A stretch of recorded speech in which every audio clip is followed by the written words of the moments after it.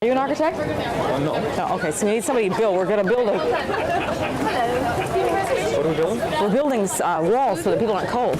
Okay, it's a $5 donation.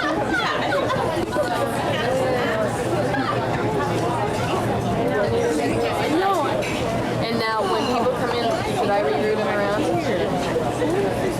We're waiting for you. Just get out of here. We're waiting for you. Let me see. Is everybody ready? Yeah. Okay, someone's going to introduce me now. But remember, you're going to pretend to be an audience now. You know what I mean? Hey, we got to turn this heater off. I'm sorry. Because I got a little bit of a cold in my nose. Can we turn that off? Does everybody have a blanket? And a drink? No. Just pretend this is like a Alaskan tour or something. I don't know. Okay. Keep stapling those things up. Is it gonna bug you? Keep going? What? Keep stapling? I'll do it in the show. Okay. You look very nice up there. Thank you. Hey.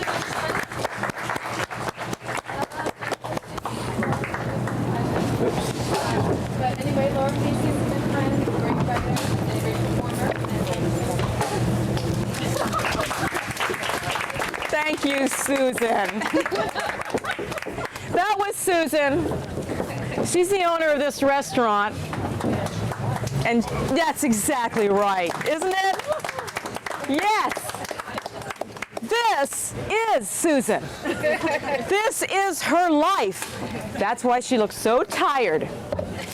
Well, you know that the name of this show is Who's Afraid of Laurel Casey? And so many people came up to me and said, I'm not. Like, well, I know, I didn't mean that they were afraid of me. It's basically, I'm afraid of myself. But did you guys see in the Newport this week where they put our ad? No. Yeah. Now they're afraid of me. They're definitely afraid of me. We called up there, we got the biggest, most expensive ad to put in the paper for this show. And so you look here, and here is real estate, no. Cooking, no. Double features, no. Calendar. Here's the calendar for all the stuff that's going on, artistic stuff in town. You know, galleries, night spots, all these wonderful things. Don't you? You guys look at this, don't you? You look at this every week, don't you? And you say, what are we going to do in Newport? We want to see what's in Newport. Okay. Then you turn the page again and it says classified ads. And there's the ad. It looks like a chiropractor, you know. What is that? $100 for that? I don't think Sue should pay for that. But no one would ever see events, build classified ads. What am I supposed to rent me? Well, anyway, they're afraid, and I've been very afraid. I've been afraid for a long time. My whole life I've been like, just totally afraid. As my daughter would say, I'm just totally afraid. So I thought I'd do something about fear tonight. I'm afraid my top might fall down because, you know, I don't have a lot of cleavage. I left it somewhere. This is the first thing I have to do.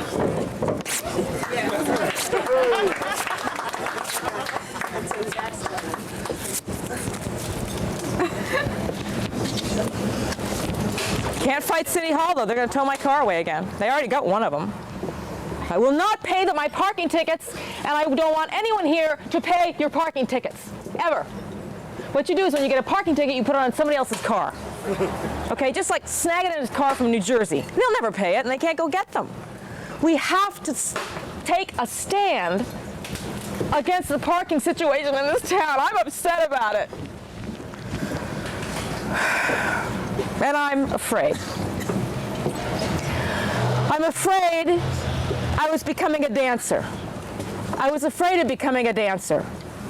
I was becoming an actress. I was afraid of becoming an actress. I was becoming a singer. I was afraid of becoming a singer. I was afraid of becoming. I am becoming. I'm afraid of becoming a writer, or this or that. I am afraid of myself. I'm afraid of you. I'm afraid I'm not good enough. I'm afraid I am good enough. I'm afraid you won't think I'm good enough. I'm afraid you will think I'm good enough. I'm afraid I won't have any money. I'm afraid that I will have money. I'm afraid I don't care. I'm afraid I do care. Ask me a question. I'm afraid I don't know. I'm afraid I could have been a dancer, and I'm afraid I could have been an actress, and I'm afraid I could have been a singer, but I'm afraid it's too late. I'm afraid it's way too late. I'm afraid I won't be. I'm afraid I will. I'm afraid they won't, or they will. I'm afraid they promised they didn't, but then he couldn't, so he didn't. I'm afraid he could have. I'm afraid he wasn't. I'm becoming older. I'm afraid of becoming older. I'm becoming tired. I'm afraid of becoming tired. I'm becoming sad. I'm afraid of becoming sad. I'm becoming selfish. I'm afraid of becoming selfish. I'm becoming gray. I'm afraid of becoming gray. I'm afraid of becoming. I'm afraid I'm a failure. I'm afraid I'm alone. I'm afraid I can't do math. I'm afraid of menopause. I'm afraid I should really shut up. I mean, who cares if I'm afraid? What does it matter if I'm afraid? I have hot running water. I have plenty of snacks. Last week I cooked a lamb roast. But I'm afraid that there was a problem at the aerobics studio today. I took 2 classes in a row and drank plenty of water. I had a power bar. And still, when I undressed for the shower, I saw bumps on my thighs. I saw ripples. They looked like half-cooked sausage links. I studied my breasts in the mirror. They were all right. And my stomach was a little swollen, you know. Nothing real serious, and I can deal with that if I don't wear a belt. My calves are almost perfect. But I looked at my legs and I said, God, please, no, anything but the legs. I'm afraid that I'm not going to be attractive to young men. I'm afraid that I am attractive to young men. I'm afraid I'm very attractive. I'm afraid I'm a goddess. Except for my legs. I was a good dancer. I was a good actress. I was a good singer. I was not a great dancer. I was not a great singer. I was not a great actress. I was not a great anything. So, I turned to spirituality. If you fail at everything else, remember, you can always be a nice person. I was a nice person for a while, but I'm afraid nobody cared. They wanted me to be a good something. They wanted me to be a pretty something with a portfolio and a graduate degree, good reviews, well-connected friends, a clean house, a Rolex, or better yet, a person, a human being, the kind of human being able to bring a casserole to a potluck supper and share myself with the neighbors, smile, let my lines show, play pool tag with the kids, publish in the Parish Review. No, reject the Parish Review. But how can I say this politely? Who gives a rat's ass? I do. I'm afraid. I'm afraid that I do. Thank God this is gin.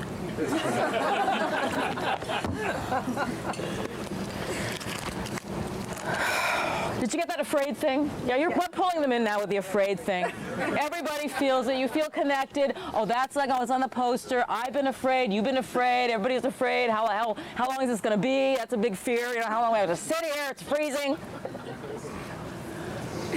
I started getting afraid when my mother turned me in. I was standing on the front lawn in a starched Sunday taffeta, clutching a small purse, rubbing a stiff white patent leather shoe against a mosquito bite. And as the afternoon sun drifted behind a maroon cloud, my mother took a photograph. It was Easter Sunday, 1959, a bright, spring-like day in Vermont. A cloister of aunts and uncles meandered around the petunia boxes. My father, deadpan and still in his weathered suit, stood behind me like a statue.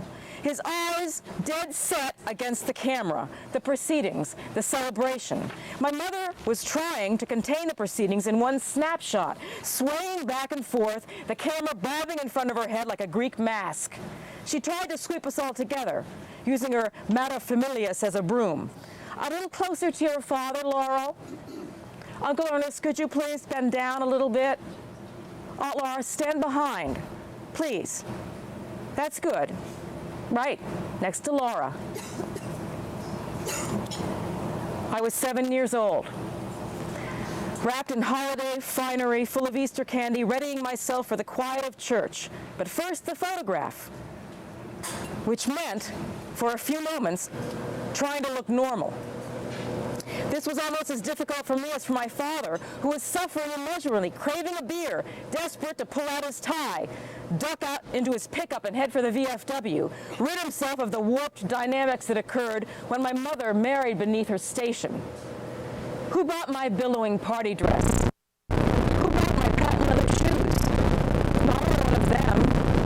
One or several of the assorted aunts and uncles, my mother's brothers and sisters, had, as usual, and it was very usual, bought whatever was needed to create the perfect 50s Easter family Sunday, right down to the cinnamon sprinkles, the swollen leg of lamb, the overflowing Easter baskets, the floral centerpiece, home-baked bread. And my mother turned me in. She took the photograph. I have it. She took the photograph. It was all containing. Somehow she had managed to arrange everyone perfectly within the small frame and snap a long life memory of a childhood surrounded with goodies, affection, and attention. But it was my father's eyes and his position within the camera frame that gave away the secret that there was only one thing that mattered. Him, above all else, his dark eyes, his pain, his disinterest. Front, dead center, the movie star handsome face exploded in front of my mother's dull brown eyes as they peered into the lens, wishing as they did to forestall the inevitable wrath, boredom, resentment that was sure to follow the shower of gifts that continued year after year from the aunts and uncles with good jobs and no children. My mother turned me in. Okay, she thought. Darling husband, the aunts and uncles will help us buy this front lawn, and they're going to buy this house and the furniture in it. They're going to buy my daughter's clothes and send her to school. But you are my dreamboat. You are my number one. They cannot buy you. You are the one thing that they cannot buy for me. Let them wrap my daughter in silken laces, tie her golden hair in playtime bows, surround her with the sweet smelling. You are my one and only love. I flush the rest away. If only you will stay, you must stay. I was becoming a mother, and I was afraid of becoming a mother, becoming my mother. Not a mother, my mother, of all mothers. I was becoming a wife. I was afraid of becoming a wife. I was becoming a churchgoer. Now I'm afraid of becoming a churchgoer. I was becoming a gardener. I was afraid of becoming a gardener. I'm afraid, even still, that I'd be happy in a garden. I wasn't cut out to be a poor man's wife. The pay's low. The benefits uninspired. Pleasure comes in the form of romance novels and women's magazine bylines. The house, if you have one, always smells like bleach and disinfectant. Cleaning the consignment store clothing over and over until the aroma of mothballs fades. The worst of it is what? It's its sad eyes, his defeated manner as he offers you a tiny wholesale diamond pendant, a sliver of a diamond, representing his faith in your patience and understanding. The pioneer woman, me, following her cowboy through the wasteland of delays, detours, defeats. The dinner-time phone calls from the collection agency cause a heartburn, which reaches not upward towards the windpipe, but downward into the groin, the womb, the muscles of the vaginal wall, the deep, dry cavern where old seeds of old lovers, fiancés, high school sweethearts stick like cake sprinkles. Slivers of cake sprinkles that would shine in the light like that tiny, tiny diamond. Where are they now? The lubricators that I met with all the guarantees? And where is the youth that they bought with beach houses and dinners at Lutece? I made a mistake. I wasn't cut out to be a poor man's wife. And that makes me unqualified for the Women's Day Woman of the Year contest. Because he was a kind man, offering me the sliver and his last dollar. The last dollar that he should have used to change the oil in his truck. So I'm afraid, and I was afraid that I would run away. I'm afraid I did run away. I'm afraid that I left. I got in the car and I drove down I-95 and I went to Brooklyn because I was afraid that I was a singer. A warm summer evening air is coming in the kitchen window. Lisa and Nat are sitting at the table, watching it blow through my dress. I go to the bathroom and stare in the mirror. I wash my face, all the while looking deep into my own eyes. There are dark circles beneath them and big black specks in the green pupils, something I've never noticed before. I look haunted, ghostly. I apply blood red lipstick and rouge as though I were preparing for a tribal ritual. I leave the eyes alone, naked above my red cheeks and mouth. They appear like two dull green lamps, foreboding and foreign. The bar has a great crowd for a Wednesday night. It's the most popular hangout in Williamsburg because it's close to the water that divides us from Manhattan. It's a particularly beautiful evening, and the people have moved tables and chairs through the old, open French doors onto the sidewalk. The Williamsburg Bridge looms above us. The energy from Manhattan pours over us like sparkling dry champagne. The small crowd looks bohemian, but no one's wearing anything see-through except for me, so I feel courageous. I sit at a little table close to the piano, and Nat brings me a glass of wine. He begins to play a blues tune, and he sings. I strike up a conversation with some bohemian types at another table, and then an overwhelming boredom. The kind usually experienced during a dry lecture or standing in a line at the post office. It settles down right on the top of my head, and it just sits there. I try to make sense of some artist's philosophical comments. I mean, these are important. This is important, isn't it? But she has a heavy accent. She's from Berlin or something. Her boyfriend there, but he fails it as an interpreter. I'm hot now, and I'm a little dizzy. Ned, the piano player, who after half an hour has run out of songs, urges me to come up and sing. I get some more wine, and then I begin to sing some overdone jazz tune, but it doesn't sound good to me. I try to hide my head behind the microphone as I go into the second verse. Some people are listening, some are not. Usually when this happens, I stand up on the piano and do something nuts, like take somebody's drink and pour it over my head, attempting to save myself from the embarrassment of being forgettable. But I do not have the energy. The boredom on the top of my head is making it impossible for me to get off the stool. The song ends and Ned takes a break. He's responsibly ordering a non-alcoholic beer. He begins to chat with the owner. For the next 2 hours, I go into social overdrive and partake in conversations that might be interesting if I were on morphine. Other women, they get up and they sing. Ned has slyly turned this into an open mic night, calling up other piano players so he can make it until 1 o'clock with only one more tune. The other women are just fine. So was I, but these women are supposedly not professionals. They're actually having fun. The audience is having fun. Everyone's having fun, except me. Nat's smiling, pleased with his role as ringleader. He tells me he'll be done in 10 minutes. I feel such self-loathing that at the moment I just stand up and I walk outside, trying to get away from myself. The warm summer air blows through my sheer dress. The young men at the table notice and they nod approval. With head held high, I begin to walk out into the night, heading towards home. In between lies the most dangerous and darkest section of Brooklyn, the waterfront. Where in the hell is she going? I hear one of the old men say. I hear Nat's voice. What the hell are you doing? Walking home. What, are you fucking crazy? Get back here. And I walk. And I begin to walk in the dark faster, my dress blowing over my shoulders. I'm relieved that nobody follows me. And in a few seconds, I am alone among the huge empty warehouses, feeling a sense of calm and relief. I question my sanity, but only for a split second. I guess I want to take a walk. I just want to walk, I say to myself. It isn't fair. I want to walk, I just want to get home. I walk solidly, my clunking heels pounding against the broken concrete.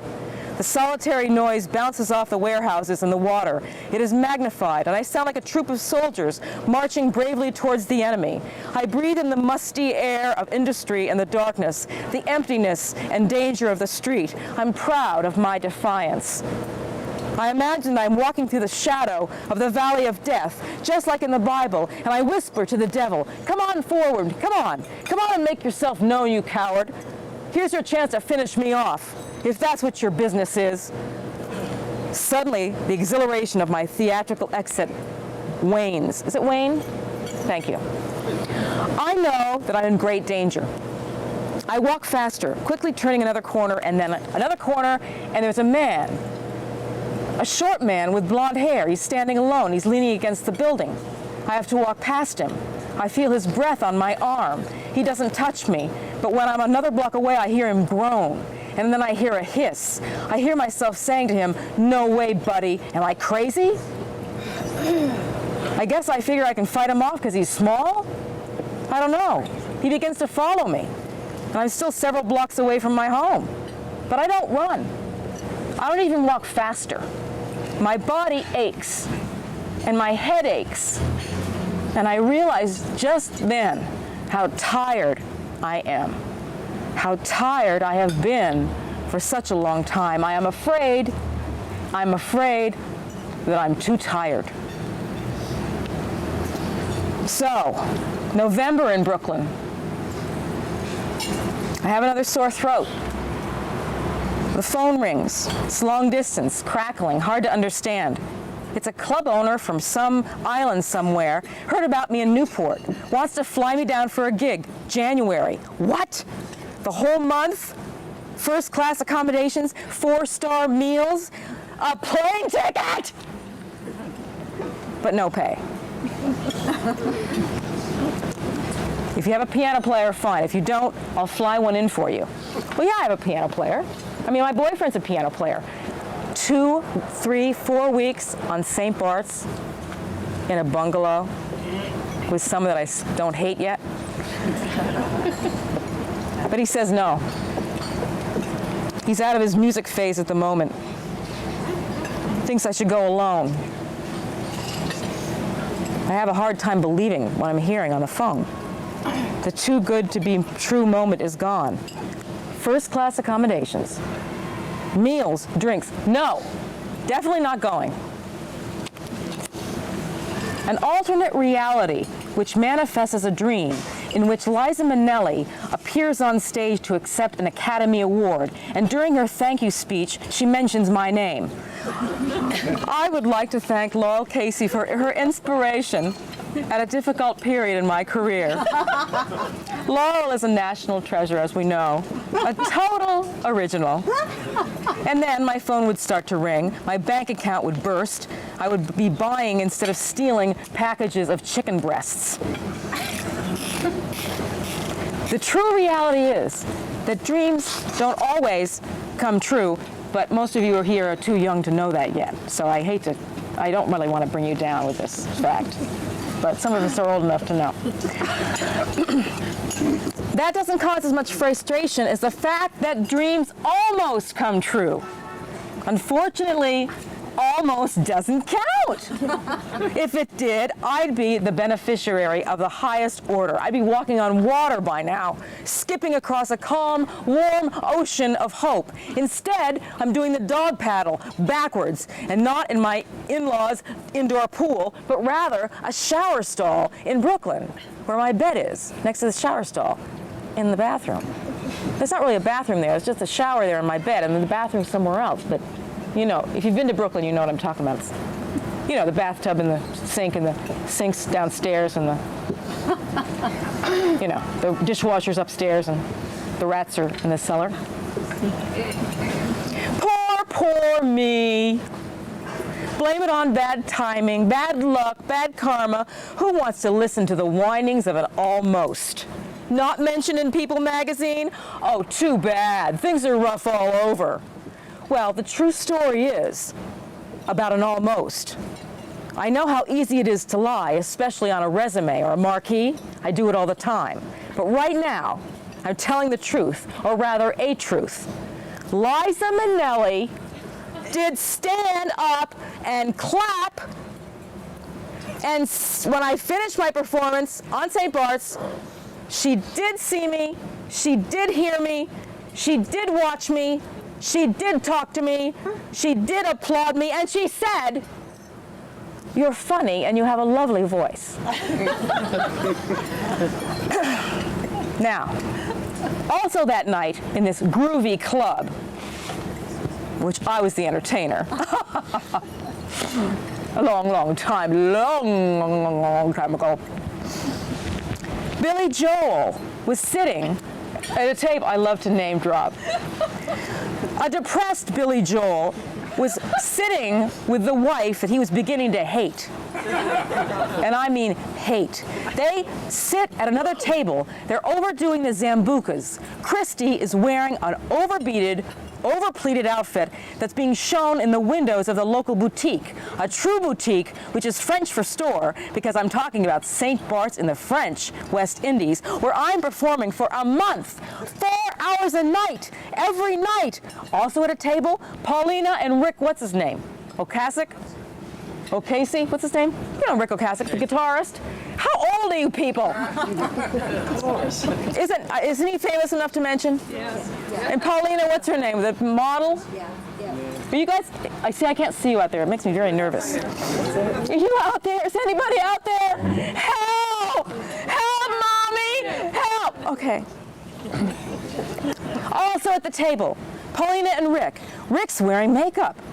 Paulina, pale, beautiful, clean's not eating one little bite of her arugula salad. The moon's full. The palms are doing the hula. I am underneath a sheath of bamboo fans, stapled to the wall on faded green outdoor carpeting, next to a grand piano. The wires from a dinosaur sound system are wrapping around my ankles. Sitting at the grand piano is my accompanist, Luis, who's been flown in from Paris, his hometown.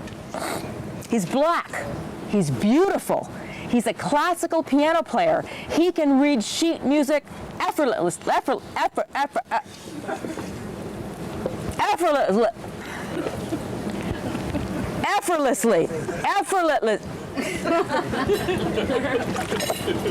He can read sheet music.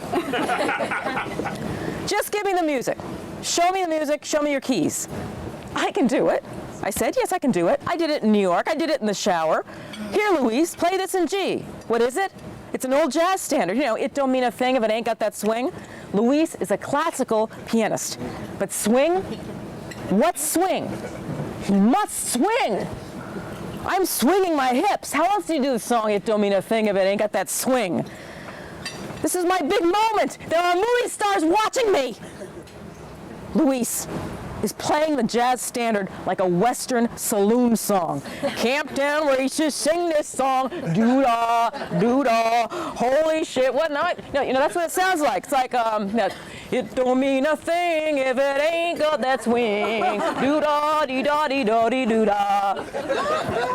No way, he can't swing it. Liza looks up from her drink. She's chewing on her straw. Billy Joel wants to kill his wife. He sinks down into the bird of paradise upholstery. His wife is laughing at nothing. She looks at her watch, a concerned mother thinking about the babysitter. She's aware of the time, but she is not aware that Billy Joel hates her, yet. Luis, I whisper to the piano player. I lean over him. I'm breathing into his sweaty face, adjusting his black tie. Luis, swing it. We've got to swing it. Luis sits up very straight in his tuxedo. He's a proud artist. Now he's deadpan. I continue to snap the beat in his face, unable to believe He's black. He can't swing. The only black man in the world that can't swing is my accompanist on the island for a month. What am I going to do? Sing Carmen? Luis stops playing. He slowly stands up. He pulls the lid over the keyboard. He's over 6 feet tall. He looks down at me with disdain. His gaze is melting my hair. It droops over my forehead like sweaty spaghetti. The room is silent. Finally, we have everyone's attention. Luis is frozen in a dead stare at my head, and I wonder if he's gonna spit at me.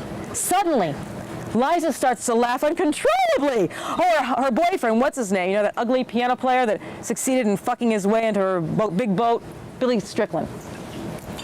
He doesn't get it. He doesn't know what's going on, but he joins in. He turns from a snobby, bored somebody into a clapping, laughing hyena now that Liza is paying attention to me. The singer, the middle-aged nobody under inadequate lighting. A nobody from nowhere that certainly cannot help him in any way or push his ass up another rung on the Hollywood ladder. A nobody in a mid-elegant club on a nice island going nowhere and with running pantyhose, no less. Still, Liza laughs, and she laughs on. And so do Billy, and so do Paulina, and so do Rick and Christy. Luis slowly sits down again. He opens the lid of the piano. He adjusts the sheet music. I'm twisted up in the microphone cord. The cord is also wound around Luis for some reason. I try to sing It Don't Mean a Thing If It Ain't Got That Sing. It don't mean a thing if it don't mean a thing if it ain't got that swing. Luis is reading the music perfectly. And I don't know if you knew this before, but when jazz is played without rhythm, it sounds like Western saloon music of the 1800s. The Virginian, Rawhide, Wild Wild West. Billy focuses in and takes a real interest. Although he's depressed, a slight smile comes to his lips. He concludes that I'm going to be singing jazz after all. But now he understands. Liza understands. Everybody understands that I'm a comedian. The song ends. Luis goes to the bar. I unwrap myself from the cord, and there's a standing ovation. Liza invites me to her table and asks me if I want a drink. She leans forward and studies me. She sees herself as she might have been if she hadn't had a famous mother. Her eyes narrow for a split second. Then she becomes flamboyant and proceeds to give me direction. That was brilliant. The black piano player who can't swing it. I have never. I can see you at the town hall or the supper club, you know, doing this, a little red ribbon flying down over your, you know, everything closed, the red ribbon flying down, wrapping around your neck. Yes, you are incredible. Where did you find that man? She wants Luis. I can't blame her as I study her buck-toothed, receding chin boy toy with the paunch and the gold chains. What is happening here? Is this what fame is about? Being stuck with a fat boy and a huge yacht? Why bother? I tell Liza that I loved her in the film Sterile Cuckoo. Her white face flushes red. Her dark eyes glass over. She pulls her head back away from me like a horse bucking its bridle. What have I said wrong? I continue. You were really brilliant, Liza. I've never seen such a scene. You know, when you're on the phone and you're begging for your lover to see you because he's rejected you? Her face, blotchy with redness, seems to tighten as though saran wrapped. What's wrong? Oh God, maybe she wasn't in that film. She was in that film. There's silence. Her chubby boyfriend is pretending to be bored again. He picks at his cuticles. Liza takes a long sip of soda water with lemon. And she says, I was nominated for an Academy Award for that role. Well, you deserved it, I say. You were really... She interrupts. I would have had the award if they hadn't given it to her. What's her name? She had cancer. Everybody knows that. She almost questions me. I mean, right? I really deserved that award. But they gave it to somebody else because she was sick. Her voice, previously husky and rich, is now high-throated and breathy. She stutters. Her chubby boyfriend burps. Liza, the legend, the top of the crop. She cares? Yes, she still cares after 20 years about an Academy Award that she didn't win. I can understand that, but why would she concern herself with the opinion of an almost? She slumps toward a cigarette. Her smile fades. Bitterness enshrouds her face. She tells me to call her office when I get back to New York because I've mentioned a screenplay, one that I'd written with a good leading lady part for her. Billy awkwardly shakes my hand on his way out. He averts his eyes to the floor and says simply, "Good luck," as though he knows my future. He nods at Liza and walks ahead of Christy towards the door. Christy smiles and smiles and smiles. Liza shudders and wraps her silk kimono around her shoulders. She settles back into her chair, no intention of leaving. But she's gone. Her mind is elsewhere. I had reminded her of what may have been the most painful moment of her career. Maybe her life. Now, she might forget my performance in my face, but she will never forget that night, that island. She looked at me suspiciously from underneath heavy lids. Fear falls over her face like a shroud. She sees a threat? Not me particularly, but anyone. Anyone, anywhere, in a dress, singing a song. I called her office when I was back in New York. Her secretary said she loved the screenplay, and later I got a note from her with good wishes and more compliments, but there was nothing else to be done. The note looks really good in my scrapbook, compared to the dozens of glaring turquoise snapshots of the beach, the pool, the cabana. If I had a picture taken with either Liza or Billy or Paulina, things might be real different now. A picture like that, when enlarged, it's a very effective marketing tool. It can take you somewhere almost. I'm afraid that Liza discouraged me. I'm afraid that I was afraid of Liza. I'm afraid that Liza was afraid of me. I'm afraid I flew back to New York from St. Bart's and I got drunk. I met a guy named Dave. We exchanged cards. I'm afraid what I really wanted. I'm afraid I wanted to get fucked.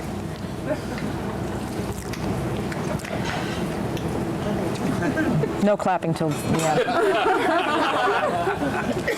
Just hope my mouth. How's everybody doing? Okay? Yeah. Are you listening? Yeah. Oh. No.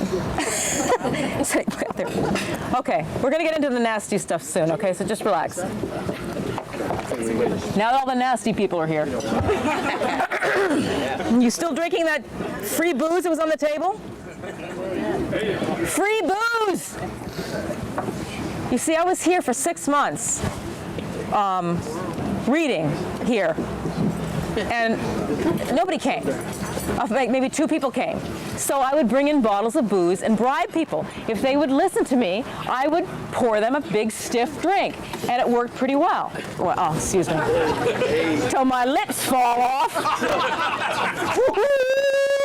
That's what I gotta do. I gotta go down on Thames Street and just walk around and say, "Let me suck you. Please let me suck it." Hey. I know how you get those plane tickets. I wasn't born yesterday. So I went back to New York and I did not do anything. I didn't audition. I didn't do it. I slept a lot. And I went and hung out in bars. And I met this guy named Dave at the St. Regis. I wrote this story about him. Dave is an investment banker. He has one of those cute pug noses that will always make him look young no matter what happens to his hairline. His face is angelic. With a wreath of laurel on his head, he looks like the god of love himself. I just met Dave at the bar, but as he sips his $9 drink, he seems distant. I don't like to be ignored, so I mumble some B-movie dialogue. When you get back from your vacation next month, it'll be grown-up time. No more college stuff. You're in college now, but grown-up time later. What does that mean? I haven't the slightest idea, but it seems to work. He refocuses and he starts thinking about me again. His overused left hemisphere reels as he contemplates the term grown-up. The already dim room becomes darker as the bartender turns down the lights. Cocktail hour is official, and I am instantly transformed from an overtired bag of bones into a gorgeous raven-haired hot-headed, haired gamine. My silky black skirt hikes itself up as I shift my hips towards Dave. He immediately orders me another glass of rosé.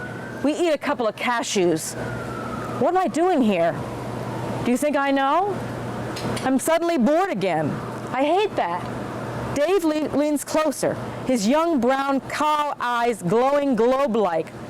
I like women, not girls, he whispers. I'm thankful for the dark, fast becoming my best friend. Dave and I are staring at each other at such close range that we see two of each other. If he wasn't wearing such an ugly crewneck sweater, I might get turned on.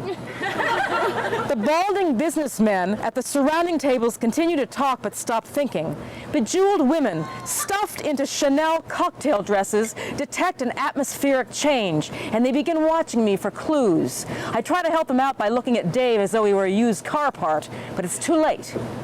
We've already made everyone restless. Either the air isn't moving or there isn't any. The dark oak walls, the cool, disinterested waitresses, the thought of the cold, raw weather outside doesn't relieve the stickiness that's developing. It's crowded and all the talk is muted. I hear no laughter, just the clearing of throats. The King Cole Bar in the ever-elegant St. Regis is beginning to smell like blood. Blood is distinctive. It smells a little like life and death at the same time. It's like you don't realize this when you see violence in a movie because you can't smell a movie. Right? That went over your head. Went over my head. Okay, what's the blood? The blood is my blood. Premenopausal menses gone berserk. It happened to me 6 months ago, too, in a high-class bar in Boston, ironically. I considered going to the ladies' room, but then I remember Boston, and I stay seated, make the best of it. Blood begins to soak through my black skirt onto the tapestry chair. I settle in, resigned, over my alcohol limit, and still alert and ready for anything. The room begins to move very slowly. People begin to tug at their collars and adjust their belt buckles. They remove extraneous accessories as they squirm to a strange new pulse that beats thud-like beneath our chairs. Dave's face is flushed and beautiful. I swivel my chair with slight, slow pelvic movements to help relieve the scratchiness of my wet panties on the upholstery. As if on cue, a vaguely familiar man with a pink face comes out of nowhere. He introduces himself as Carl. His eyes are the only part of him that seem alive. His body is squeezed into the same crewneck sweater that Dave is wearing, so I can picture now how Dave might look 20 years from now. I begin to feel faint. Carl mentions a mutual friend on a week in the Hamptons. Now I remember him, an artist specializing in pop commercialism. In other words, Carl is doing very well. He hands me his card. Dave, unnerved, excuses himself to go get cigarettes or something. Blood is sticking to my pantyhose. It's drying quicker than it did in Boston. The insides of my thighs are super glued, and I couldn't cross my legs if I tried. I tell Carl that I heard his wife and girlfriend were pregnant and begin to congratulate him when I notice his face change to the color of a cloud. Where did you hear that? She isn't my wife. She's not even my girlfriend. She was just some whore that Mike set me up with that weekend. I was just one of, she was giving massages. Christ, I was one of a dozen. I mean, did Mike tell you that? Who told you about that? I looked at Carl's face reluctantly. I couldn't think of anything to say. I'm remembering the weekend, a woman on her knees giving Carl a blowjob as he leaned, champagne glass in hand, against a fireplace mantel, wearing nothing but the same sheepish look I see on his face now. Dave returns without cigarettes. Carl fades from our table, as if by magic, with no disruption or awkwardness. Dave needs attention, so I kid around about Carl's card. I rip it up and I put it in my wine glass. I guess to impress him. I'm not into that kind of thing anymore, I say. Dave smiles into his empty glass. He's drinking responsibly. Instead of ordering another vodka tonic, he chews on his lime, and then he gives me a cold, green kiss right next to, but not touching, my lips. Just the right place, just the right way. Boredom returns. Should I take the N or the R train to Union Square? Should I order another drink? I suppose he'll pay for it, being an investment banker, but what about this bloody mess I'm sitting in? I look around, feigning dreaminess, as Dave studies my bracelet. Two career women on my right chat cheerfully, the way financially successful women do. They're sitting at the King Cole bar at the St. Regis, and they're able to afford their own drinks. They can hardly believe it themselves. I'd hate them, but I'm too busy fighting the salty tide that's rising behind my eyes as I think about my situation. I see Carl, now alone at his table in the back of the bar, still available. I begin to relax again. Maybe the bleeding's slowing down. Dave asks me personal questions. I answer him as though I'm doing an easy crossword puzzle. Courage. Carmel. 3. Spinach. The pulse under the room has stopped. Nobody moves much. The air is as rich as farm soil, a succulent and heady opiate. Cigar smokes encircles the businessmen. Their heads look like planets. The two businesswomen sit up very straight as one whines, "We should think about dinner." Dave, at an impasse, mentions that he has to walk his sister's dog, and would I want to come along? Maybe we could grab a pizza on the way. But Dave is not thinking about pizza. Dave is not thinking about his sister's dog. Dave is thinking about sex. In fact, everyone in the King Cole room at the St. Regis is thinking about sex, but they can't figure out why. They thought they'd taken care of that primal problem earlier in the week. They're annoyed and fidgeting, certain that they had arranged their social calendars to accommodate their distracting libidos. But they don't know that they're sitting next to a gushing goddess of fertility. It feels like the bar is about to explode like a pressure cooker. As I struggle with my coat, still seated, Dave takes out a green American Express card. It looks drab. I think about rack of lamb and wonder if I should have kept Carl's business card, but tiny bits of it float in my melted ice. Dave is about to kiss me again, this time right on the mouth. I don't want to kiss Dave. So I cough, and then I try to begin my long journey. Stiff, short steps. It's very stiff, short steps, because the dried blood has turned my pantyhose into protective armor.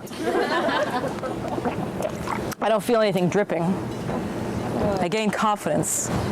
I feel luscious and intoxicating. A queen bee wading through her throng of drones, dripping with nectar. But in the harsh lobby light, Dave's flushed face looks 10-4.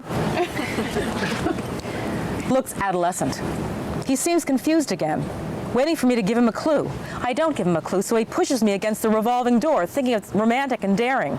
I begin to wonder just how young he is. Dave, after his futile attempt at seduction, finally gives up and lets go. He turns his trench coat collar straight up and smirks through the fog of rejection. "Remember, you said grown-up stuff. When you get back from your trip," I reminded him. And as I spin out the revolving door on East 55th Street, the raw cold slaps my face. It feels like a punishment. I should go home and take a bath. But I find myself wondering if there's a movie house close by.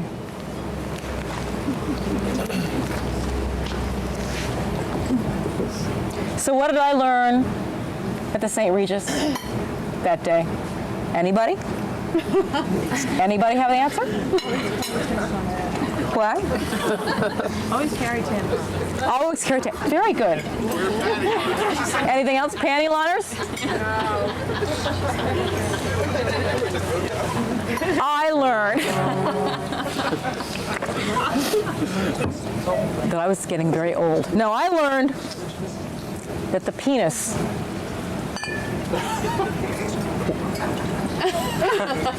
But you don't have one? Hey, here's a joke. This is the only joke I know. The guy comes up to the woman and he goes, And she goes, who do you think you're going to satisfy with that? And he goes, me. I love that one. That means a lot to me because I know somebody, it's very sad. Very sad. Because, you try to use it like a roto-rooter. I know, you guys. It's so small, but you're going to try to, make up for it. You think you can make up for it? You can't make up for it. Okay? But you're still going to give it a good try.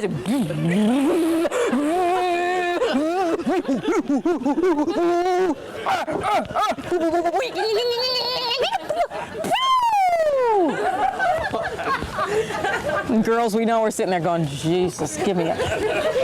Where's my vibrator, please? I'm sorry, John. I really don't think I can see you again. I think it's a political thing. We don't see eye to eye politically, socially, spiritually, sexually. By the way, you got to read that new book, Promiscuities, by Naomi Wolf. It's so good. It's going to make the men so mad because it finds out, this book, they found out that women are 2,000 times more sexy than men. We want sex all the time. We can have sex all the time. We can have sex for weeks, orgasm after orgasm after orgasm, and they can only a little one, and then they're like, oh, let's have a cigarette. But the woman is all encompassed, all feeling just all the time she's yearning, she's walking around town and she's thinking about, and of course, if you think this, we've been taught that if we think about sex like this, that we're sluts. But this book tells us we're not. This book says that we were meant to feel like this all the time, and they better put out or they're going to have to get out. Anyway, pick up the book. It's Naomi Wolf. This is not Oprah's book club. This is Laurel's book club. Oh, whoops. So Promiscuities, I guess that's how you say it, by Naomi Wolf. And you guys, your days are numbered. So much for misogyny. This past weekend, I held the penis I had been obsessed with, and I took a good long look at it. It had a tiny freckle on the tip that I'd never noticed. It was primarily gorgeous, thick, hard, and veiny, just right for you-know-what. But I didn't feel like doing you-know-what. I was confused, so I approached it I can never say this. Cerebrally? Yes. Thank you. What is this thing? I asked. And why do I alter my schedule for it? I traced the purplish knob with my index finger, and I poked at it as though it were something that had washed up on the beach. Identifiable, unidentifiable, but still breathing. I must have poked it in the right places because its owner began an attempt at using it for you-know-what. I thought, in the mood. Slightly maudlin, slightly high, nude except for a huge cashmere sweater, stretched out on an antique white sofa in a cozy den surrounded with rich mahogany cabinetry. Late afternoon in Newport, crows calling, old clock ticking, an icy wind slapping the shutters, a room and a moment for dreamlike lovemaking. I anticipated within myself a momentous arousal. Instead, I started to stare out the window at a large oak tree whose branches ran like black streaks of ink across the sky. Beautiful. I traced the smallest branches with my eyes, and I connected them to the larger branches and then down to the trunk. And then I looked back into the face of my potential lover. He was the same person. He was saying the same things in the same way he'd always said them. But all I wanted to do was take a walk to the library and absorb the warmth from the pages of a book. I closed my legs, somewhat concerned that my penis envy had gotten out of hand, or that I had become frigid and needed to reread Freud. Why would a woman turn down such a treasure? My lover stood up, confused, shocked actually, His mouth was half open, his pants were half down, and the penis, still engorged and ready for a command, seemed to take up the entire room with its disuse. It was a force to behold, and I momentarily wanted to get down on my knees in front of it and praise Allah and ask forgiveness, or make sacrifice in exchange for my freedom, or put it in my mouth and swallow it whole. This thing, this skyscraper, rifle, space shuttle, torpedo, and for so long, savior. I could always effortlessly lie down, open myself up like an overripe tulip, and it would make me feel better whether I wanted to or not. I could, for a few hours, drive the shoulds out of my head. How would I fare without that option? As I grow older and men don't respond as they used to, replacements are necessary. Therefore, my craving to read a book, instead of writing a solid expression of affection, may be just a healthy midlife subconscious response to the likelihood, or if I may be so blunt, inevitability, girls, of a phallusless bed. That hurts to think about that. Instead of mourning the loss of that option, or tucking and stapling my skin to the top of my head, or pretending that some elderly professor is turned on by my brain as I frenetically pump up his flaccid member like an economy tire, maybe I will listen to my intuition instead of my hormones, which they say will shiver and twitch and scream right up to the death rattle with a hunger for sex bordering on hysteria. My intuition may tell me to keep my underpants on. Instead, get warm by chopping wood, building a fire, taking an endless bath, sharing the best red wine I cannot afford with my typewriter, candle, and cat. Remain warm by running out into midnight, screaming at the trees about loneliness, and falling into a masturbatory frenzy behind a shed. In the mahogany den, I had a choice. What will it feel like when I don't? I have only one little clue.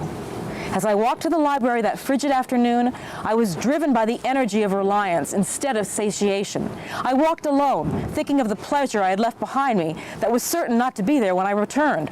But I was warm. I had taken extra care, wrapped 2 scarves instead of one around my neck and my chest.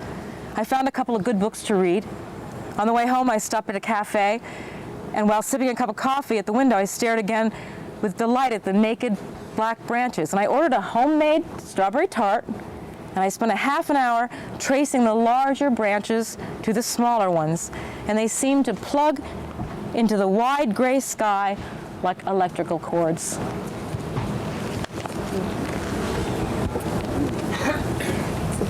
Any comments? Criticisms? Does anybody have any feedback? Would anybody like to talk about penises some more, or what? No? Are you drinking that booze I left on the table? Isn't it good?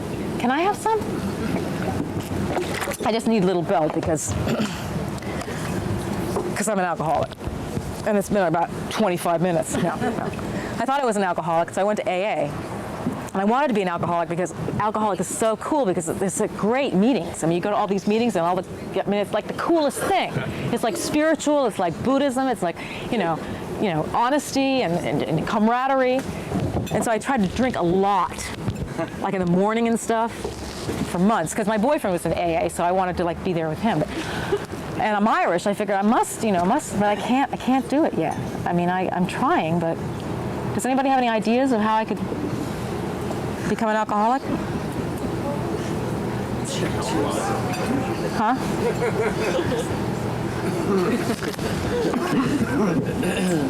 I think I might have hit a little nerve there, don't you think, kids? All right, let's talk about sex some more. I know this is long. Is this long? It's not long yet? Does anybody want to take a shit?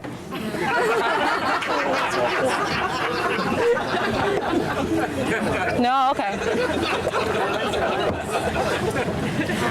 There he goes. I know what that's like.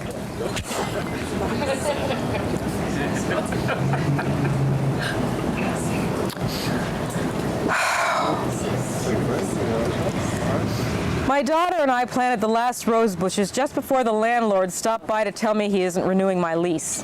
I have to be out of this apartment and my first garden on July 1st in the midst of the blossoming ivy growing and on the warm summer nights smelling of basil and dillweed. I must be out before the roses bloom.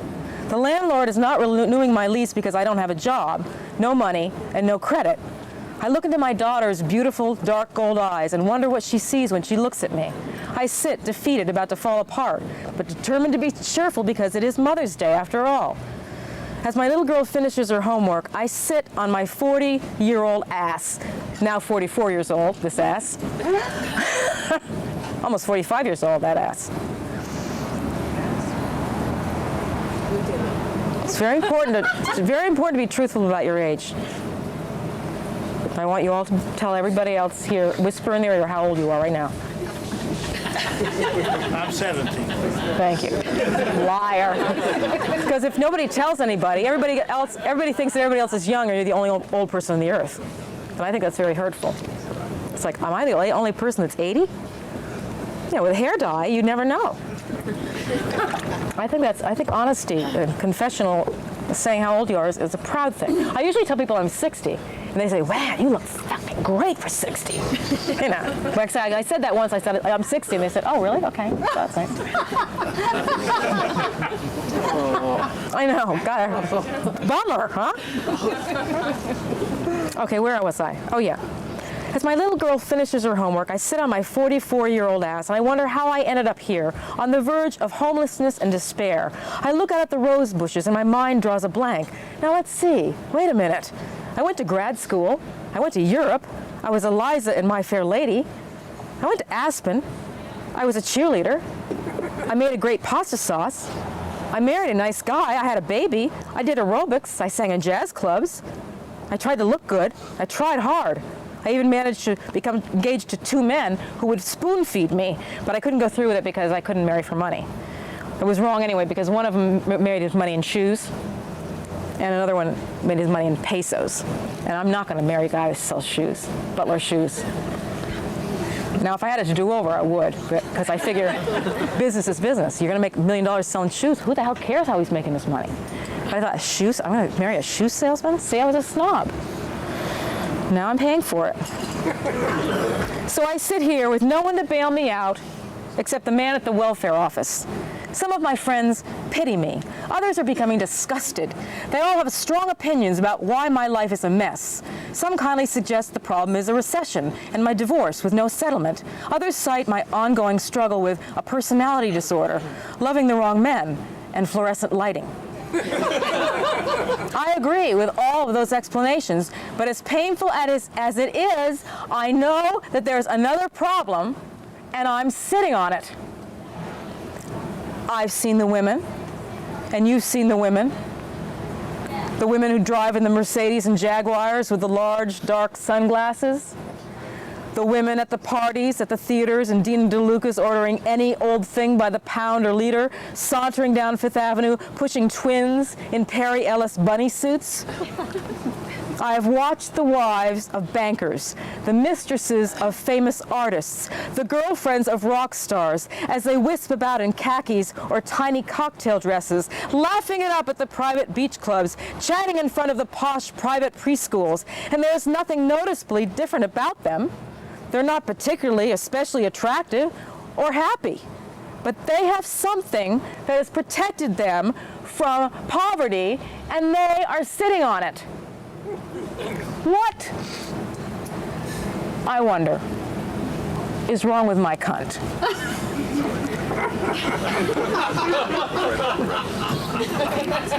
I mean, it certainly functioned well in the birthing process.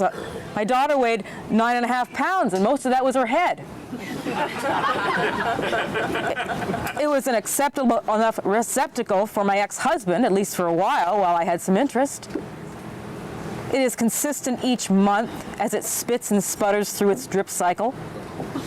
But there is something very wrong with it. There must be. If it were perfect, like my friend's Jane's, for example, Jane, I would be at Saks right now charging a cashmere sweater. Jane has a trust fund, so she should give her cunt to me. I saw Jane's cunt on one of the St. Bart's nude beaches. It looked like a tiny wildflower with black petals, whereas mine resembles a serving of roast beef hash.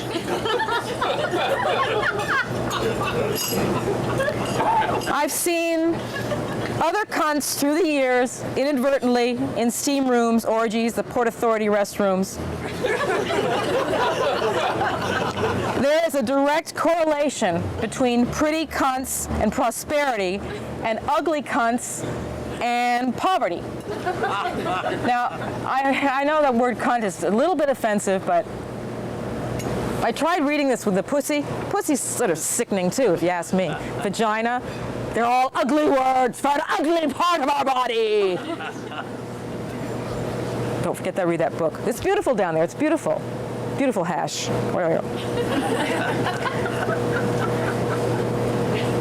Don't go there, Laurel. Don't do it. My daughter can get straight A's, become a famous violinist, and climb Mount Everest. But if her pussy says bow wow instead of meow meow, she'd better become a lesbian veterinarian or win the lottery. Now, I had several lovers, but none of them were interested in my cunt. I mean, sex was never a problem, but you know what it's like when someone avoids looking at you when they shake your hand? Yeah, hi. Yeah, okay, yeah. I've heard bejeweled women describing in hushed voices over a bottle of Dom Perignon how they can't keep their men's faces out of their cunts. Drunkenly, usually with an elbow in the butter, one of them will begin to sob. Why does he have to chew on it like a sirloin? Or kneel down and pray to it as though it were a shrine or something. Why can't he just fuck me? And the other one will play with her lobster salad and shake her head. Oh, Christ, I know it. I tell Bob, I say, Bob, leave it alone. Bob, come up here and kiss me. Come up.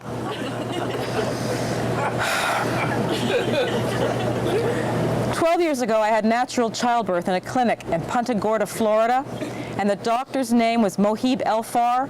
He was an Egyptian, and he didn't speak much English, and he believed that women's cunts were good for one thing. And as he sewed me up after the delivery, he whispered with each threading, "This stitch is for your husband. This stitch is for your boyfriend. This stitch is for your husband again. This one could be for me."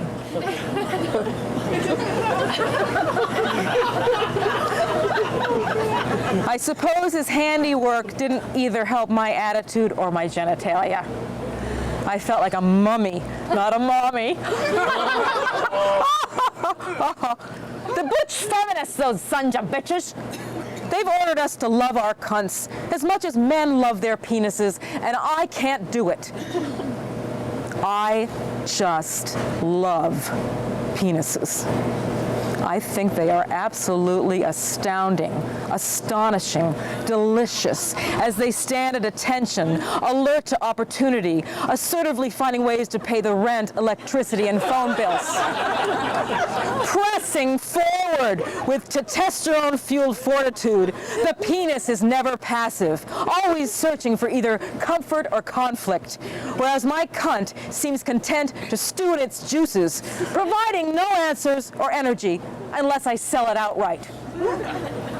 My daughter and I shared Mother's Day planning flowers we'll never see because I haven't been able to get my cunt to work in my favor, to propel me towards financial reward and security, or even enough rebelliousness to warrant a true personal revolution.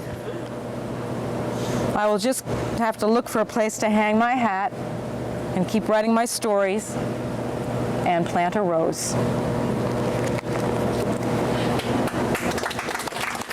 Is everybody all right? We're almost done. Almost done, kids. This isn't a, hey, this is nice. I got the Kinko's.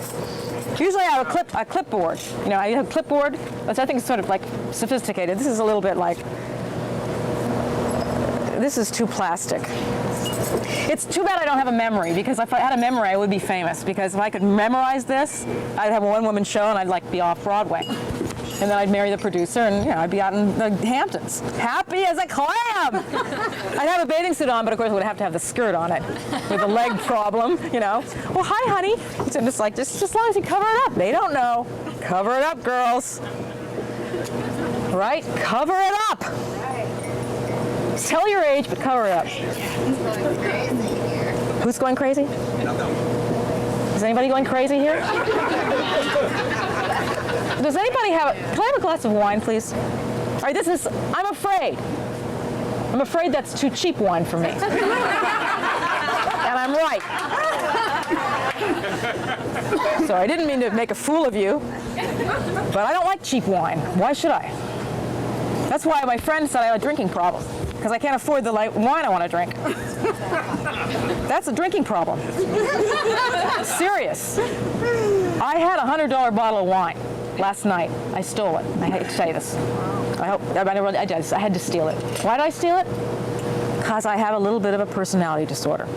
And sometimes I get very depressed that I'm not famous and didn't get anywhere with my life. And I go in and I rip something off. And I go, so there. And I came home, I sat down, and people are so quiet. It's like, oh no, she's really sick. Oh no, chapter 4. You don't know sick till I get right. Next time we do this, then I'll show you a few times. So I sat there. I drank the wine. I said, how good can wine be? It was like I was drinking God. It was like,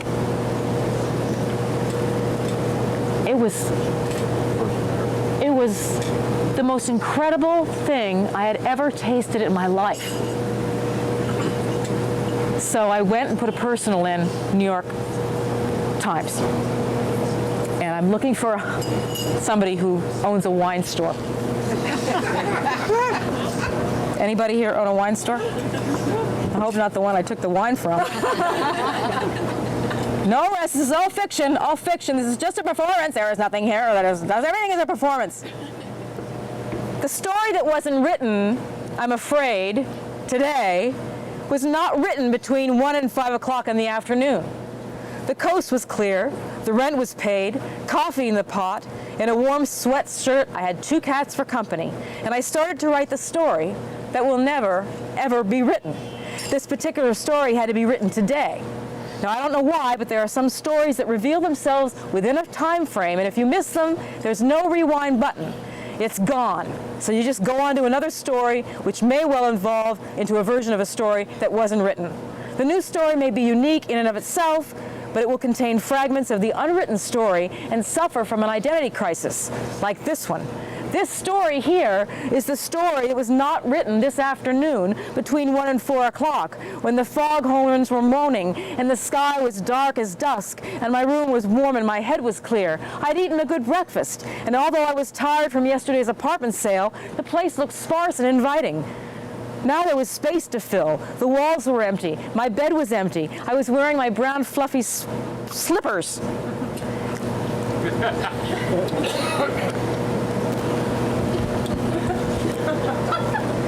A few cars were passing by. Just checking, see if you're watching. A few cars were passing by. They created a feeling of camaraderie, excitement, involvement with the world. They were passing by, just future friends that could be my friends in the future, traveling in a free world of America. My hands were on the keyboard. The keyboard was in my lap. I'd sold my desk. The keyboard was very comfortable in my lap. I didn't miss my desk. I didn't even miss New York. I didn't even miss my daughter. A story was brewing in my head. A story with no plot, no characters, no mission statement. It was floating in with the fog, meaningless, uniformly edged, but I sensed that it would, by virtue of its insistence, lead me somewhere special. The phone rang, and because I knew who it was, I answered on the first ring. Next thing I knew, I was scratching someone's back, making a salad, running out for bread. I had a glass of wine. It made me fuzzy. I had another. I wanted to be fuzzy so I could forget the story. Somebody else can tell it. Why me? I want to eat. I want to drink. I want to have sex. I want to sleep. I want to laugh. I want to disappear into the armpit, the groin, the ears, eyes, and mouth of the telephone call. It happened when I heard wet steps outside, up the stairs. The clock became invisible. The afternoon became eternal. The white, empty walls did not talk back. I live alone. I live as I choose. But the story doesn't care. The story doesn't wait. It dies. I float towards the refrigerator for the olive oil. I bring it to the bedroom. I think about foreign movies, never been in France, never being in Brazil, never setting foot in England. I rub the skin with the oil. My skin is dry and white. It's 2 o'clock in the afternoon and I am 44 years old. The shoulds begin. Eat more vegetables, eat more fruit, exercise, be positive, pray. For Christ's sake, get out of your own little piss-ass world and stop whining. Have you heard about the conditions in Bombay? I see his baggy pants, strong legs walking down the sidewalk toward my door. The shoulds change to reprimands. What makes you think you can afford French bread?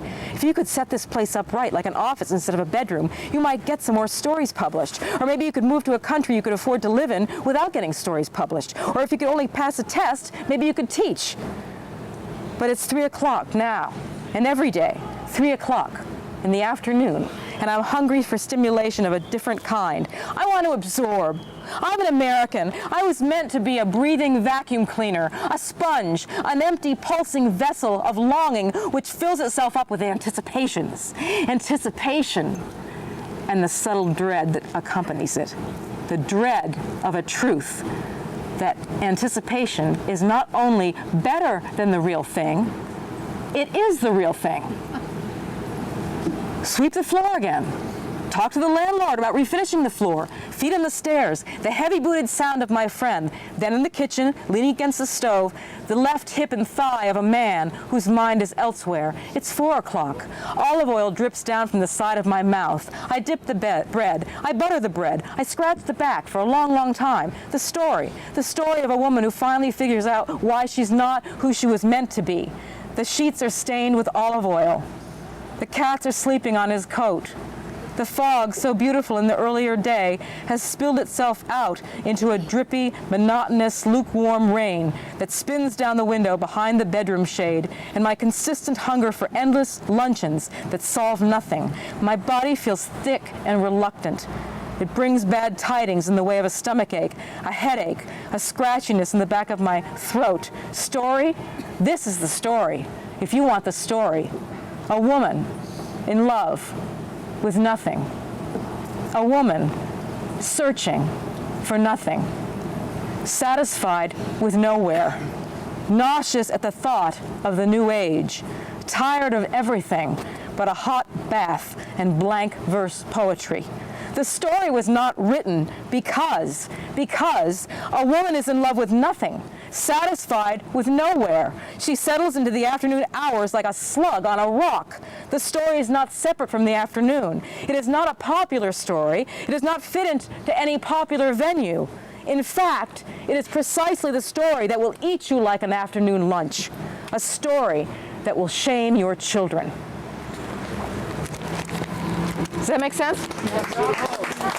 Thank you. Just a couple more, I'll be all right. We're getting there. We're getting there. Congratulations. God, unbelievable attention span. I mean, this a sitcom would be over by now, right? There'd be the ding, ding, ding, ding, ding at the end of the sitcom, and there'd be a commercial on, and then you guys would go get something to eat, and you come back, and then you do, no, what, right? Then there'd be another sitcom on, maybe Dateline. Everything's fine, you get something to eat, take your clothes off, relax, but here you get to sit. You know, I know what it's like. I hate it. I hate sitting. I'd rather be up here than out there where you are. But that's because my father didn't love me. I thought I had those feelings. That's not a good feeling to have. I know it isn't. I'm going to try to get over it. I don't think I will, though, because it's too deep. You know what I mean by deep? Do you know when you feel something really deep and it hurts really bad, so you like forget it and go out and do something silly instead of, or doing something that you really shouldn't do? but you feel it right in there, really deep. It's like it's in there. But you feel it for a second, and when you feel it, you realize it's so deep, that pain. It's so much a part of yourself. It's like, it's just so glued in there that it's not like, oh, I'm going to sit on the psychiatrist's couch for a few minutes and we're going to talk about this, or in 20 years sit there. There's nothing you can say or do or anything that will touch that deep pain that's beyond and below all that other stuff. So we're fucked. I was so sick of the weather, I was beginning to look like Charles Manson's grandmother. Gray streaked black hair hanging in my face, a face of yellow wrinkles and pink pimples, a slight mustache, and below the waist, shit. Is that my ass or an inner tube? After hours of aerobics, yes, my butt's fine, but it casts a shadow even in the rain. A large round shadow, a large round white shadow. So I had to do it. I had to go to the beauty shop and I had to ask my hair.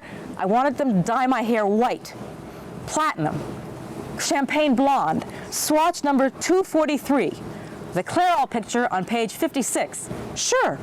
5 hours later, my head is blistering from the bleach. My hair is the color of an organic carrot. We have to stop now, they say. Your head can't take much more. Blow drying toasts my scalp, but it leaves my hair shiny, healthy, thick, lustrous. I love loosiness. What's this? I look 10 years younger. My sallow skin brightens, the yellow bags under my eyes disappear. The wrinkles are no longer noticeable on my now alabaster skin. My head is electric.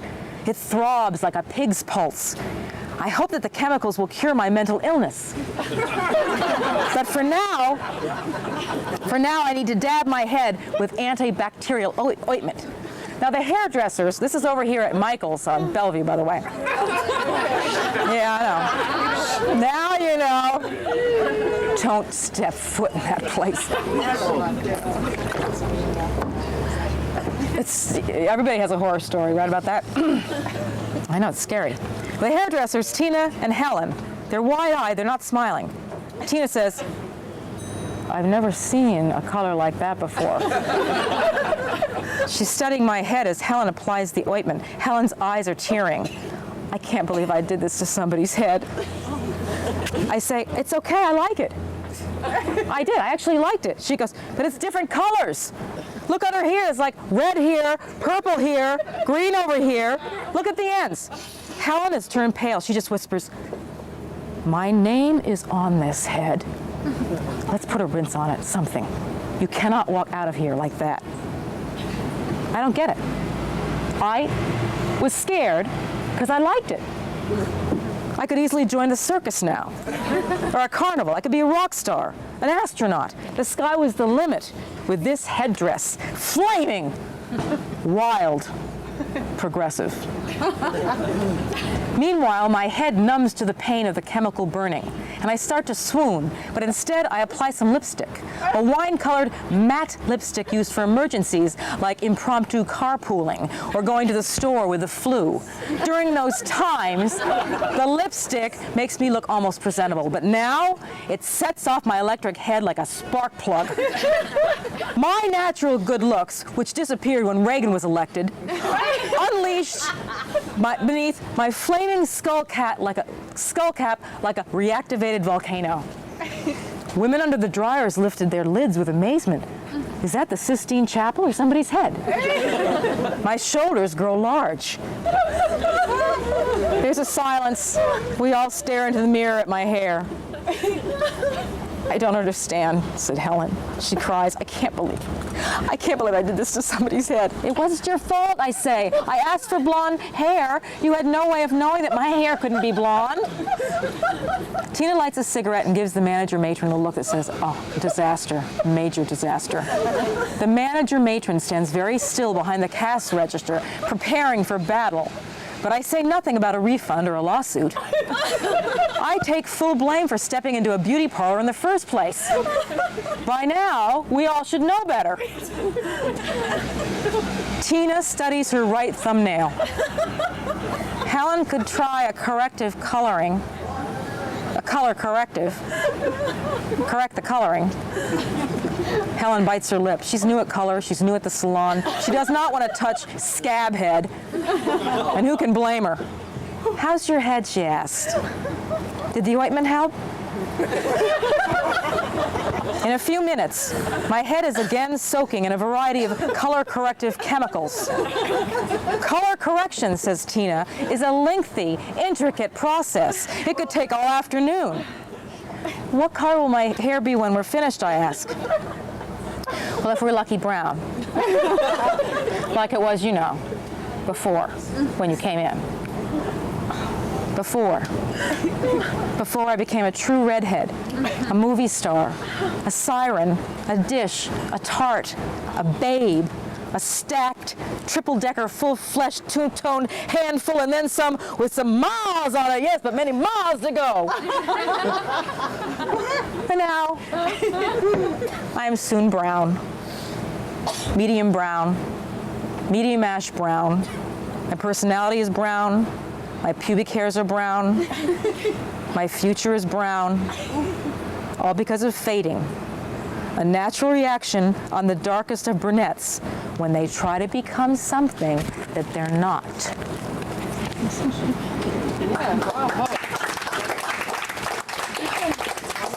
One more.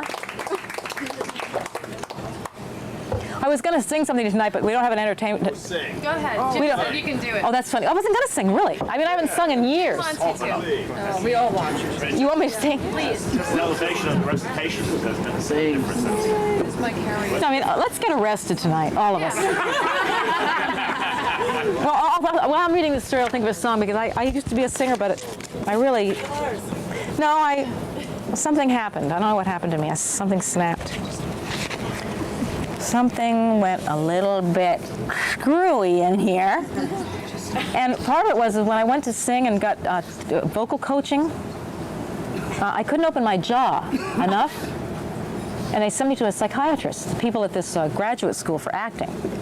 I was doing I went in there and they were playing the piano, I was doing the scales, and they were looking at each other like I was doing the scales, I was going up like 14 octaves, you know, doing just the scales, but with a song I couldn't move. So they sent me to a psychiatrist, and we tried to figure out about the jaw. The jaw is very stiff, see it?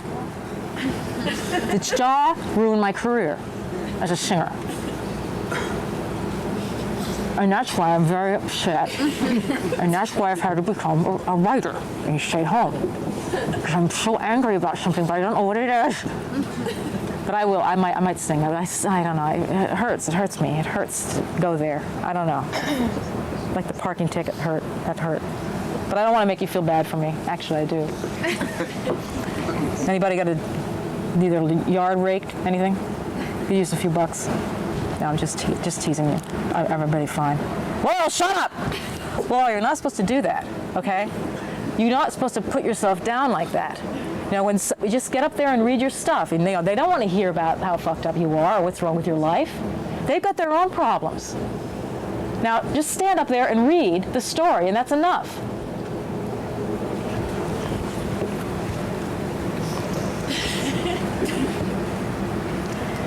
And the Salve Regina girls. Different shapes, sizes, and colors live almost happily ever after the graduation dance at the Maison Rosecliff. Each Jill finds a Jack during her prime, and although Jack is not the man he purports to be, the support of family, friends, and medications relieves Jill's emotional pain, but only temporarily. Like biologically driven lemmings, Jills seem to shuffle off in great numbers toward the cliffs, blinded by camaraderie and the hope of a better situation. After the jump, after the death scene, after the curtain call, Jill has photographs, but future proceedings seem superfluous. The girls of the Salve Regina class of 1997 make it to the finish line. We all do eventually, except for a few mentions in hometown newspapers about the birth of children or the opening of a business enterprise. They fade, like all the rest of us, into a backdrop of percentage points and statistics. I'm reminded, as I watch the Salve girls, gawky and swollen in their evening dresses, I am reminded as I study the coiffed? Coiffed? Coiffed? Awful word. The coiffed, the orchid-pinned and wallflowered, that at twice their age, I haven't made the grade. I sit with a 20-piece orchestra at the mansion Rosecliff in Newport, hired as the token female vocalist. The orchestra leader, Ben Staltwater, has been arranging high society gigs for half a century. He knows that nobody listens to the band, especially after 3 drinks, but Ben appreciates my ass. I get some work. My assignment is to look like a female vocalist. It isn't necessary that I sing unless a song in the charts happens to be in my key. That seldom happens. So I sit in a black gown and zirconia earrings, and I observe. Most of the musicians hunch over slightly, having played with Jimmy Dorsey. There are tired lines on their age-faded faces of the brass section. In fact, the orchestra seems half visible. The elderly musicians look like cardboard cutouts, frozen to the chairs, with fingers permanently glued onto their instruments. Gig saturated, over-rehearsed, socially burnt out. In contrast, the radiant Jills are popping up and down with their jacks. They bounce from the bar to the dance floor to the buffet table to the restrooms, back to the bar, shining in satin and chiffon, vivid with accessories. I feel like a glue stick, a Band-Aid, lodged between 2 generations, like tooth tartar. Being at liberty there to sit and stare, I think, I absorb the age spectrum, including the old paintings of the Vanderbilt family, who once inhabited Maison Rosecliff, but have since gone to a place. A place we all go eventually, but until then disagree on, and so declare bloody wars against our neighbors and torture them unmercifully until they cry, "Not uncle, but I do believe there is a God. I do believe in Jesus Christ and one Satan and some kind of holy something. Just don't pull out another toenail." I am suspended above the ballroom from an imaginary rope that I have strung around my head in an effort to keep awake through the first set, which so far includes Bad Leroy Brown. "Come on down and boogie, kids," croons the drummer. He sits on a higher throne than the rest of us, center stage, his sweaty game show host face beaming through tanning booth coloring. The happiest man I've ever seen, this bleached-tooth entertainer of Catskill fame. Oh, to enjoy something, anything as much as he does, this moment now, as he segues into an Elvis tune, the girls from Salve twirling and squealing in the arms of their bony boyfriends. One of the slimmer, pert Jills, they're mostly overdone, spilling over their dresses like over-yeasted dough, ripe as Georgia peaches or fresh manure, fertile with possibility. An especially pert Jill, in a mini dress with platform shoes and a face like a starving doe, asks me, "Do you guys know any swing music?" I answer, This is a swing band." The Jill looks puzzled. "Well, I saw the movie Swing Kids. Did you see that? And if you did see that, could you play some of the kind of tunes like that was in the movie, maybe?" I long to cradle her white face in my palm and tell her that she's in danger.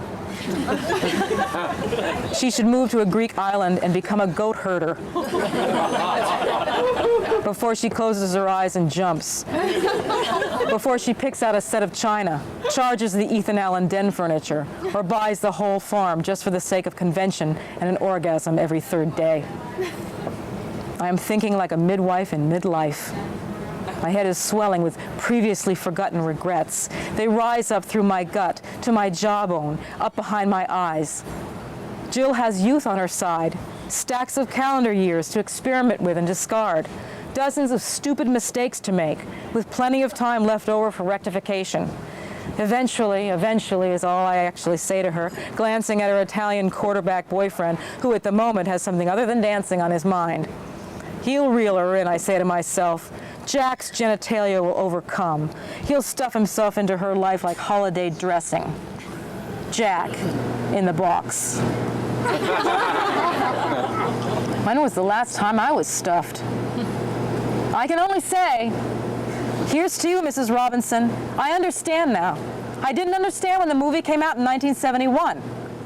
But now that I'm older, and I, have a craving for silver-headed gentlemen, like the trombonist, for example, over there, who look tender and intelligent, but we know under pressure they become half erect at best. And you might think that's funny, but I don't think it's funny.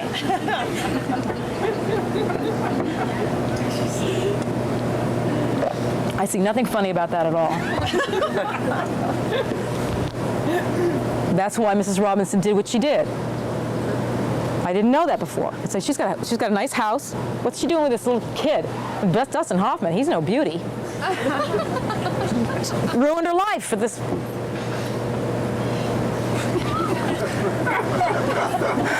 I tear my eyes away from Jack and Jill and look at the old men in the band. In their eyes, still sparkling with hope, I'm a young spring chicken. Too bad I found out what lies beneath their instruments.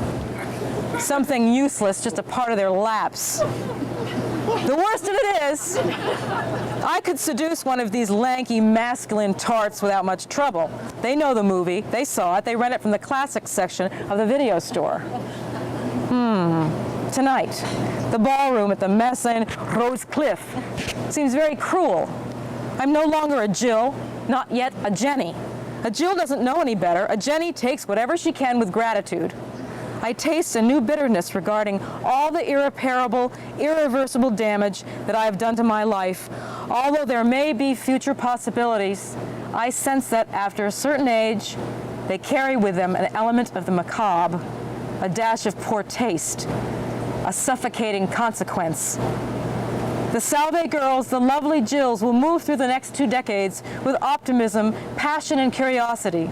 They will love their Jacks and Jack's offspring. They will toil in the fields and eat too much bacon. They will be tired, fat, and confused. I sit at the Maison Rose Cliff and I watch them dance tight in the arms of their partners. It makes me smile. It makes me remember a long time ago. But I'm afraid it's time for me to come home from the fair. Thank you. Thank you all. Thank you. Huh? Oh, thanks, guys. Thank you, guys.